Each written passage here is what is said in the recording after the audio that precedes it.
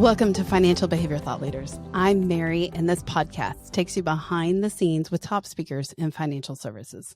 So whether you're a financial advisor booking a client event or an event planner looking for the perfect keynote, or a financial professional wanting to learn from an industry thought leader, you're in the right place. And today we're featuring Heather Fortner, CEO of SignatureFD and one of Financial Behavior Keynotes Group's exclusive speakers.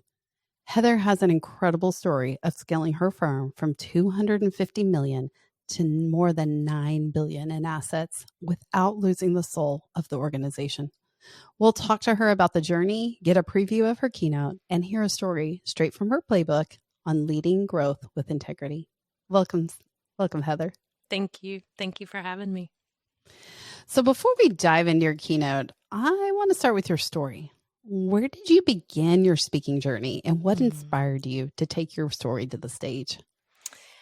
I actually began my speaking journey in 2015, and my very first speaking engagement was in front of thousands of people. And I remember in that moment, I almost passed out. The stage was ginormous, and I thought as I was taking the stairs up that stage, what have I done? What have I gotten myself into? It was not something that was on my radar. Speaking was not something that I had intentionally set out to do.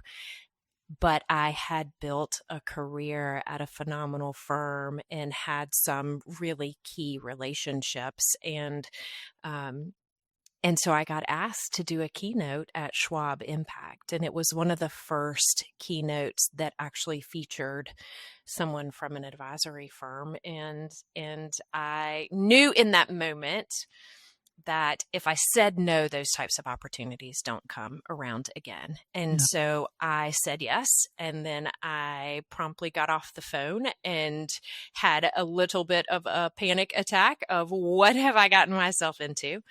But Schwab was so generous and gave me a wonderful PR script speech writer that actually worked with Bernie. She's still a dear friend of mine today. And she helped guide me on that process of how do you create a keynote? How do you think about what you want to say and what you want to convey to the audience, and in what way, with what tone? And I think the biggest learning lesson that I had in all of that was that I actually had created a speech that I wasn't quite sure in my gut would work. And when I got to, I forget where we were, I want to say we were in San Diego, massive conference, event, massive stage. And I had to practice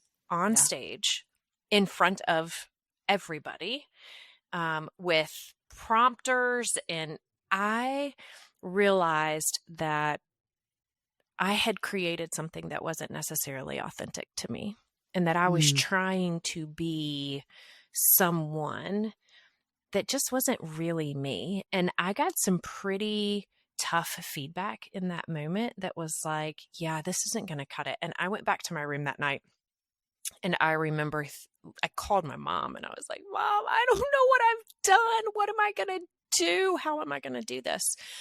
And in that moment, my mom was like, just be true to yourself. Like, just be who you are, Heather. Step into that fully. And when I centered myself into that, I was able to go back to the speechwriter, to the professionals, and say, hey, I think we need to change, a couple of these things. And then the coaching that I got, the feedback was just phenomenal. And from there, I remember standing off to the side with Bernie, and, I was literally about to pass out. I probably looked green at the moment. And I remember saying to him, Bernie, you do this all the time. Like, do you get nervous still? And he looked at me and he said, hey, Heather, the day you don't get nervous is the day you shouldn't do this anymore. And then he walked up on stage and left me standing there by myself. And I was like, Okay, well, I'm appropriately nervous, Bertie. Here we go. And it was wonderful, and it was exhilarating, and it felt authentic to me. It felt authentic to the things that I wanted to convey to the audience, the brand of who we were in the moment. And I think having literally spoken for the very first time to thousands of people, that to me was, oh, okay, well, anything else from here is small. We Downhill. can do it, right? Like if you could do this and survive it, and you didn't trip up the stairs, and you didn't pass out on stage, and you didn't vomit on anybody, like we are so good. This is so going to be something that we do more of. And so I have literally just had the mindset of, the way you get better is you practice and you say yes. And here we are. Oh, I love that, Heather. One, or very much like you just jump off the high dive and you hope there's water below. But if not, we'll just clean ourselves up and we'll keep walking, right? That's right. I think the other thing that's going to be so important before we get to your keynote is I think people need to hear your story. So would you give us that window into how you got to SignatureFD and what that's meant? Because that all builds into the keynote. Yeah. So I started in this industry as an intern, and I did not take like the direct route. I mean, it took me, 3 colleges and 6 years to get my degree. And this was not anything that I was planning on doing. It was just the fastest way to get off my dad's payroll, which my dad was very clear that needed to happen. And so I kind of fell into this space and just eventually realized, one, I was really good at the technical. I enjoy the technical work, but I have a graduate degree in professional counseling, and I love the art of people. And so there is a very beautiful overlap between financial planning, wealth management, and the science of finance and the art of people, and being and having an expertise in both of those things, I think is what has allowed me opportunity to grow in this space in my career. I'm now the CEO. We just crossed $10 billion. And I think about, I mean, if you'd have told me that 25 years ago when I started in this industry, I would have laughed at you and been like, no, that is not even possible. And here we are today, and I'm just having the time of my life. I love that. And I love that you bring in your full self. I love that your first story started with you being authentic, because that really is true to you. And I think that's what reverberates to people, not just on the stage, but in listening to you and hearing you, is they want Heather, And the other part I love about the story is it's such an American dream story, right? You start literally as an intern and you work your way up through all those areas. You call it technical, but there's also, like you said, that art. I think it's so beautifully stated that as you go through these different endeavors, you know it because you've done it. You've seen it. That's how you lead a team. That's how you've grown. How has that experience really helped you facilitate in the CEO role that you're in today? Yeah. There is a beauty about going before. Because you know the feelings, you see the struggles, you know the hurt or the excitement or the desire or the passion or whatever it may be. Like you can see it in people because you've been there and you've lived it. I always tell people, if I had to say a superpower, right? Like I was a superhero and I had a superpower, it's the ability to see. And I can't unsee because I've lived it. And so the ability to see people, to understand at a level of, I may not have lived through the exact same circumstance you are living through. And by no means, should you ever minimize anything anybody's living through and their perspective and their emotion. But to truly be able to empathize with them, that's where you can draw on your own experiences and say, I haven't lived through that, but man, I know that feeling. Mm-hmm. And in that moment, here's what would have served me well, and I wish I would have had.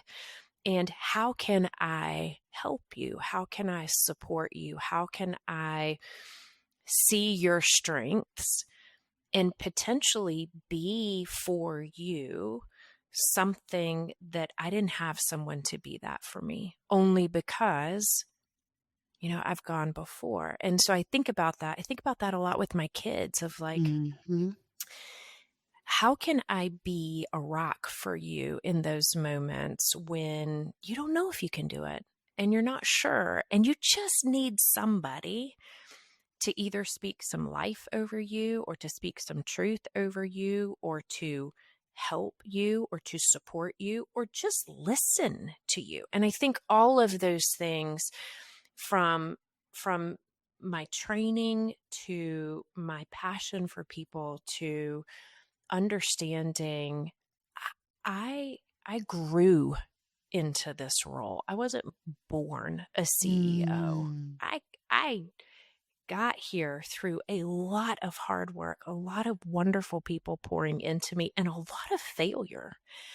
And so understanding that and holding space for that as a very, very self-aware person simply allows me to create spaces for other people to do the same. Now, not everybody steps into that same space and responds similarly or Sure. wants the same things.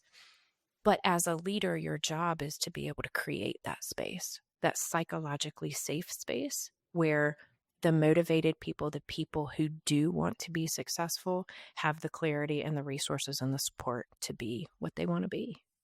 Well, and you've just hit the nail on the head of why, if you're doing financial planning right, and I don't love using right and wrong, but I'm going to use that in this context, because if you're doing it right, it's not about AI. It's not about the technology. It's not about the computers. I think so many people are so worried that their jobs are going to be taken away and they're not going to have a tomorrow and all the rest. But Heather, everything you've talked about is that human to human connection. Can we be honest? Yeah. That the human to human connection is actually harder than any technology will ever be, because it requires two people with two very different experiences, two very different perspectives, and two very different skill sets to come together in some sort of relationship that is fluid and ever changing. And it has external pressures and it has external things that you can't control. Like I think about this with my husband all the time. Any type of relationship that you're in, right? People carry different levels of skill around all things related to relationships.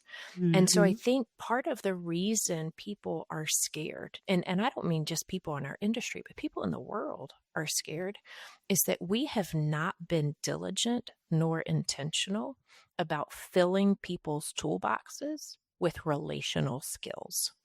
And if anything, we have done less of that, specifically since the pandemic, which I do believe is one of the reasons we have such high issues of anxiety and with kids who have struggled through that period. Like the ability to do life in relationship with others, we are wired for that naturally, but it requires ongoing skill, learning, experimentation. Like you have to practice these skills and you are going to get it very wrong a lot of the time. Yes. That's just what I was going to say. That's scary. Absolutely. And it's two things. It's just what you said about the stage. It's practice. It's practice, practice, practice. And it's forgiveness, right? Forgiving and being gentle with each other and assuming we're coming from the best place, because that's humanity. You're not going to get perfection. All of that is a choice. And Yes. and the thing that I love about the title of this keynote, the growth without losing soul. I think it's as much about not losing our own souls as it is about not losing the soul of the business. Yes. Yes. And let's jump into that, because I think we've set that solid foundation to where people are knowing now who Heather is and where you're coming from. So the exact title is Scaling Smart from 250 million to over 9 billion, growth without losing soul. Help us understand, who is this message for and what is the core takeaway out of that? I believe this message is for every individual, regardless of where they work, who they are, how they are. And I think it's because of the principles underneath. My belief, specifically as a trained professional counselor, is that the self-awareness of soul, of who you are and what skill sets you bring to the table, and what you will compromise and what you will not compromise at your basic core humanity level. I think those components are literally the pillars of all personal growth. They are the pillars of your soul.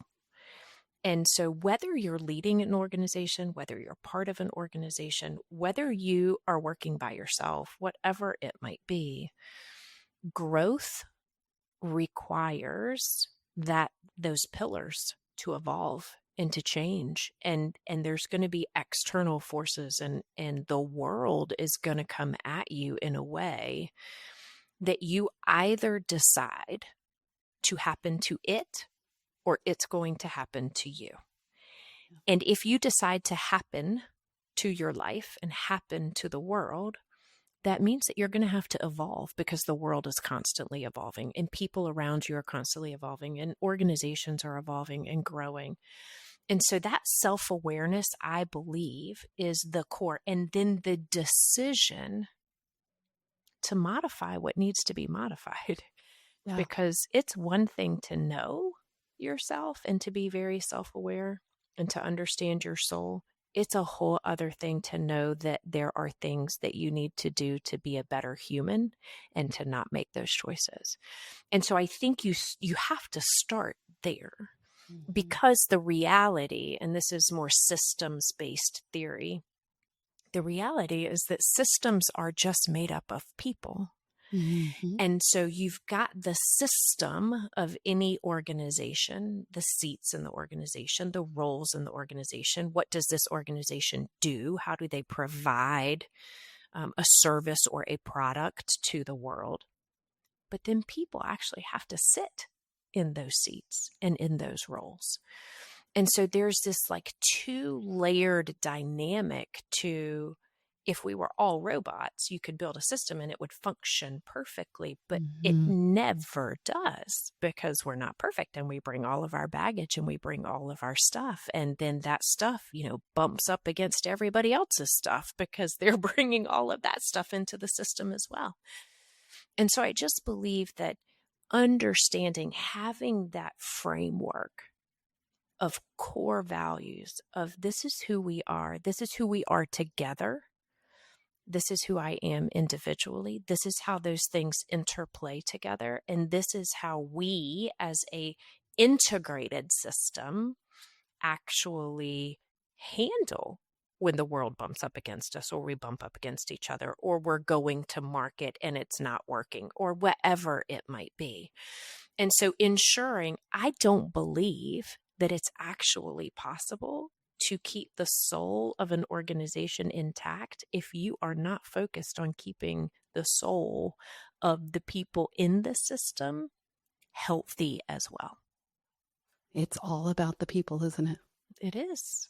It and really we is keep trying to not make it about the people. And we keep coming back to the fact that it's all about the people. And we keep trying not to make it about the people because people are hard. And people are fragile, and people need us. And sometimes as leaders, it's exhausting. And we haven't figured out how to take care of ourselves well. And the organization will continue it will just keep taking as much as you give. And so I really do believe, right, there should be some sort of class. And I think the world's trying to get there where it's like, no, leaders, here's how you take care of yourself. Yeah. Hey, moms, here's how you take care of yourself. Hey, dads, here's how you take care of yourself. Hey, kids, like the world is trying to figure that out because it is coming at us. The world, the technology, the social media, the requirements, it's all coming at us faster than we can manage. And so I do think that having that grounding of, nope, these are the things that matter, and all of this other stuff is noise. That is how you scale. It is how you grow with intention. It is how you grow wisely and efficiently and effectively. But you have to make hard choices in order to do that.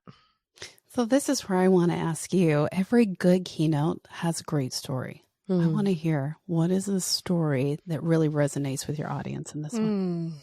I think one of the stories, first, I think stories, I'm a very transparent person, and I love stories because it's partly how I learn myself. But I also tell people all the time, like, I have to be transparent and real because I am too old to remember if I tell a lie. So I just have to tell the truth no matter what I do, because I couldn't remember if I made it up anyway. So I might as well just tell the truth. So I think about, all of the stories that have led to me sitting in this seat. And there are some that are funny, and there are some that are, intense, and there are some that are not funny at all. Like, they are just not funny at all. And one of the stories that I think about a lot, and I tell a lot, but I think it resonates with people because of the truth and the rawness behind it, is the moment and the conversation with the board of directors when they were trying to choose the next CEO of the organization. And so, I had been at the organization 17, 18 years at that point. I was the COO. I had come up through the organization, and it wasn't necessarily a shoo-in, that I was going to be the CEO. And there were a lot of really hard conversations going on in the organization. And I remember the moment when I was on a board call. It's 2020, it's the middle of COVID, right? And so it's all virtual. Everything's virtual. I'm shoved up in a room in my house, and I've got a 4-year-old with respiratory pulmonary issues at them, right? So the whole world's just literally crashing and burning. And the board is having a conversation about who the next CEO is going to be. And I'm in the room virtually, like I'm in this conversation, and they're talking about me as I'm in the room because they have to, because I'm a board member, right? And I sit on the board, and this conversation's going on. And I remember having this thought in my head of, how are you going to respond in this moment? How are you going to show up in this moment? Because the conversation, I'd never been a CEO before. They could have gone out to market. They could have done a CEO search. They could have chosen somebody else in the room. They could have chosen another founder of the organization. Like, they could have made several different decisions.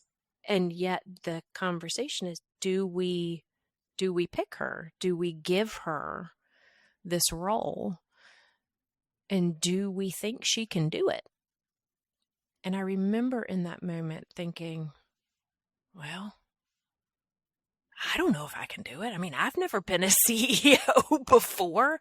I mean, I think I can, but maybe I can't. And like, what's going to be required of me? And it's the middle of COVID, and I'm having these like conversations in my head as I'm listening to this dialogue happen around me. And I just remember in that moment thinking, you got to go all in. And the reality, Heather, is that it doesn't matter what anyone else thinks, because they don't know either. You have to make the choice. The choice is yours. You either take the risk and do the absolute best that you can and don't look back. You could fail. You could fail miserably. Or, just like with my very first keynote offer, or you say no and the chance doesn't come back around. Yeah. Which one are you going to do? What do you do?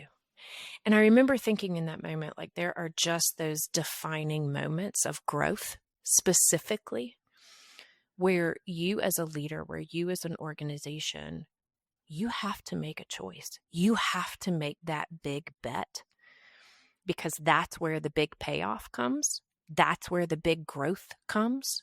And I'm going to tell you what, making that decision in that moment, this has been the hardest 5 years of my life. Wow. It will, October 12th. It's October 7th. October 12th will be my 5-year anniversary in the seat of CEO. And it's been the hardest 5 years of my life.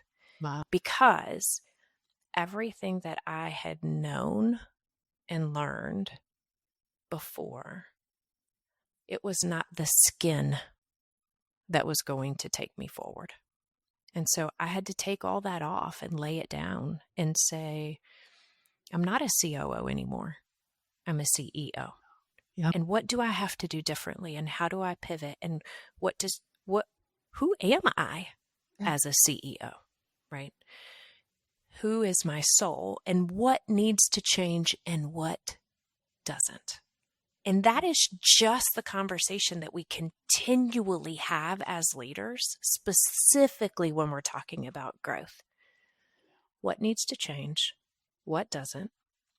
What are the big bets and the big risks that you are willing to take to get the big payoff and the big growth? And what will you compromise and not compromise in order to get results? Wow.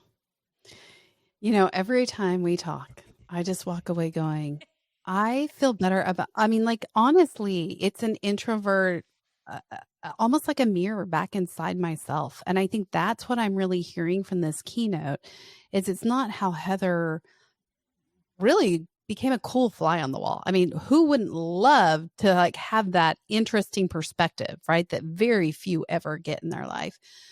But really, it's where do I see myself? Where do I see my business? How am I stepping up? Mm-hmm. How am I not afraid of failure? You know, I think if you like that story and you resonated with you, you've got to download Heather's speaker sheet of Financial Behavior Thought Leaders. Last question, Heather.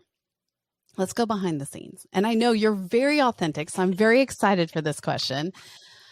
What is something that people would be surprised to learn about you? So I think a lot of people know, but I'll be 50 on November 4th, and I have an 8-year-old and a 3-year-old at home. So I had my first daughter at 41. I had my second daughter at 46. And I had literally had a baby. I was named CEO October 12th of 2020, and I had a baby 12/31/21. So not only did I not know if I could do the job, but then I got pregnant and had another baby in the process.